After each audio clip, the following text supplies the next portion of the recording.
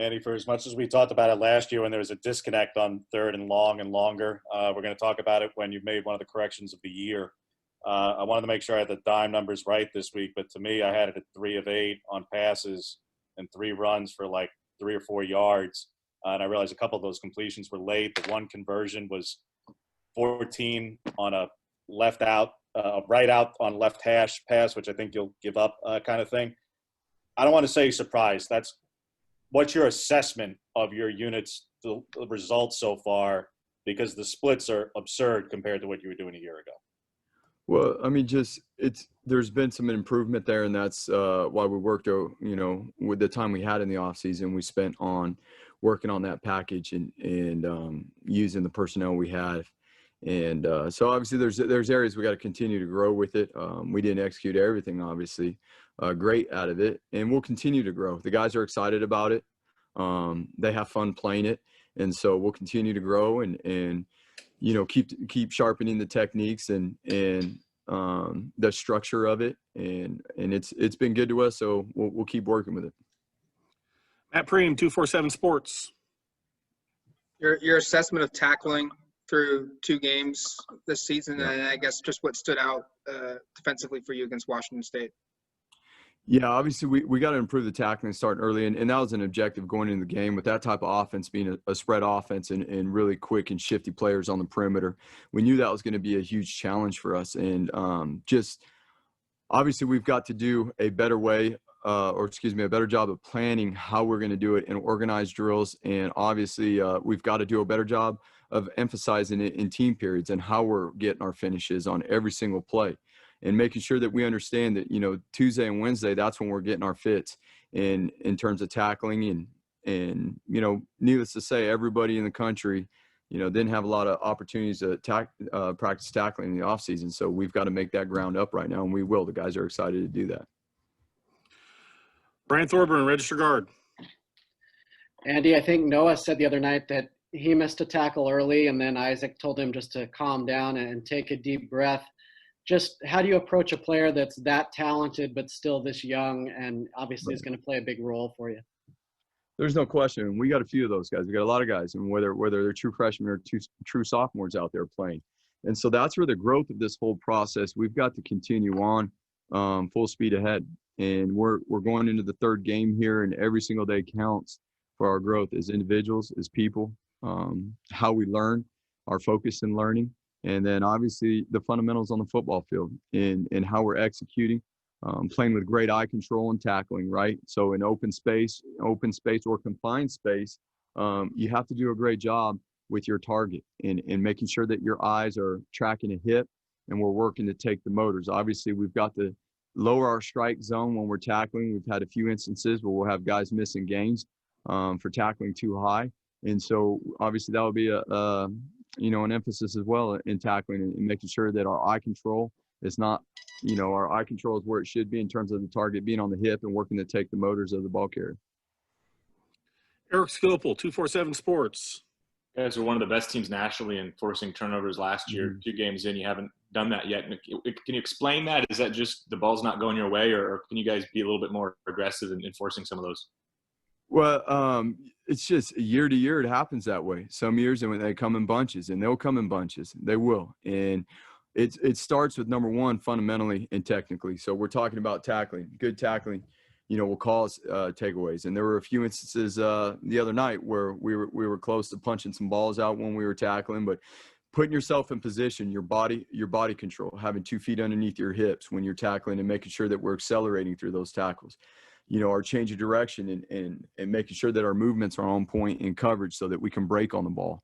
All those things come into play when it comes to that stuff. So just sharpening up our fundamentals in terms of our movements and our eye control to put ourselves in position. And obviously it always starts with attacking the quarterback. AJ Jacobs and Rivals. Coach, watching UCLA on Sunday, it looks like they have tons of offensive weapons all over the field. What do you think from them? What do you have to do to contain those guys? There's no question, and they use them in different ways. And and they use the tempo Sunday as well. And so we're going to get a bunch of formations that we're going to have to line up to. We're going to have to again operate in the pre-snap. with urgency, and we got to operate together. We got to play with great eye control once we lock into our keys. And, from there, it's about playing with great fundamentals and playing with urgency to win our one-on-one battles and everyone doing their job. We did a much better job of that in the second half this past week, and we want to pick up and lead on this week with that. James Crapia. And he wanted to just get your assessment of Jamal's play so far. I know he's one of the defensive players of the week for you guys this past week, but seemed to do well in coverage. Even a couple of the completions were just either high percentage or really low percentage and just happening to be complete. But your impressions of him since he plays arguably the most critical position for you guys?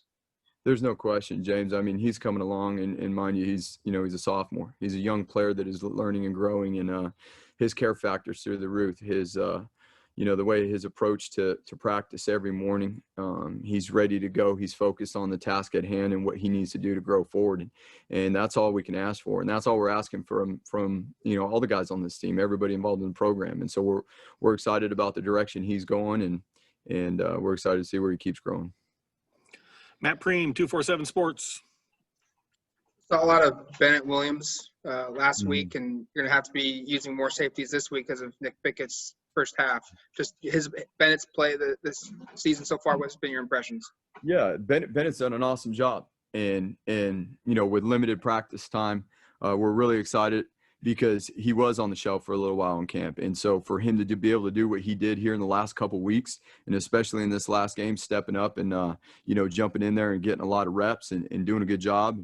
Obviously, a lot of learning situations for him as well, but he flashed. He made some really good plays on the field. He had a really good tackle. And so there's a lot to grow from. Julian Minenstone, KZI. I know Noah was a highly touted recruit, but did you expect this kind of impact right away, the way he's doing it? He did get here in January, and through the process of recruiting him and stuff, you can tell his football intelligence was very, very high. And usually two things, young guys got to be mature to be able to handle the process of being in college and playing college football. And then they got to be talented, and their football IQ has to be on point. And Noah has those things, as well as, we have a few others too that are young players, and they're doing a very good job as well. So we're excited about where Noah's at right now. And we're, just before we came in here, we were talking, and he's excited to keep growing too. He knows there's a lot of improvement to continue to make. Jerry Thompson, Ducks Illustrated. Yeah, Coach, in terms of sacks, is there a concern about that, or is things you can do to improve, or looking at the film, or is it just the offenses, how they're getting the ball away quickly, or what? A little bit of both. Yes, there's a little bit of both. And again, we got to focus on the continued development and attacking, keeping things simple, not overthinking it. Attacking our leverage points in the pocket, winning our one-on-ones in front of us, making sure that our eyes aren't in the backfield on the quarterback, and making sure that our full focus is on the man in front of us and winning those one-on-ones in front of us. The ball is getting out, which is going to happen a lot too. But we can't get frustrated with that by any means. We can never get frustrated with it. We just got to stay the course and keep working, keep attacking. Eric Scopel, 247 Sports. You gave us impressions about Garone's targeting last week. Can you just kind of maybe give what you saw in Nick's, and then if Steve's not able to go, who are some of the candidates to fill in on the boundary? Yeah. So again, we got to do a great job with our eye control. And that always starts with the tracking portion and tackling and making sure that we're tracking hips. We've got to do a better job making sure we're emphasizing that in practice, and so that we're lowering the target zone of which we're striking. We cannot strike obviously that high, and so we intend to make an emphasis and show clips of exactly what it's supposed to look like, put them in situations in practice, controlled settings where we can further improve that. And then obviously that's got to carry over into the team reps in practice. And then so in the situation in the boundary there, Hap's going to have to step up again. We have other guys as well that have done a good job. In the last couple of weeks, we've had to move around a lot of safeties, at practice, and a bunch of guys have got reps. JJ Greenfield's got reps, maybe not a lot in the games, but a lot of those guys back there that don't show up on game day have got a lot of practice reps. James. KT talked about the goal being to grade out 100%, Andy. And I know he didn't get home these 2 weeks, but you were spying this week. I'm not going to get into getting home or not. I mean, he affected the quarterback, but all his tackles come in the run game. And I mean, he blew up Lucas and still managed to make up a tackle in one of them. Your assessment of his play and becoming an every down player, because last year he doesn't make these plays in week 2 last year, but this year there's no question about it, James. And I that's what it is becoming an every down player, and it's still a work in progress. But the thing that we were excited about for Kayvon is that he made a jump from the first week to this last week in the run game. And he had some tackle for loss situations. There are more out there that, coming back and looking at the film that we can improve on and simplify things and make those next time as well. So he made a huge jump from week 1 to week 2 in the run game. Late in the game, this past game, he had some really, really good pass rushes where he just focused on his get off and attacking on the man in front of him. And when he does that, he is an explosive player now. And so we're going to keep working to simplify things, simplify and clean up fundamentals and technique. And we hope we make another jump this week. Last question here, Matt Preem. Yeah, I'll keep it quick. Popo's return, what does he bring to this defense for you? Popo, we've really missed him last couple of weeks now. Obviously, we've had some depth inside in there. Guys like Christian, Keon, and Dorless have been able to step up, but Popo's a presence in the middle. And so we're going to work as diligently as we can to get Popo back in the mix and get Popo going while still keeping the other guys involved because they've done a really good job. But Popo provides a presence as a player and as a leader. And so we're looking forward to getting him back, and we're very excited about that.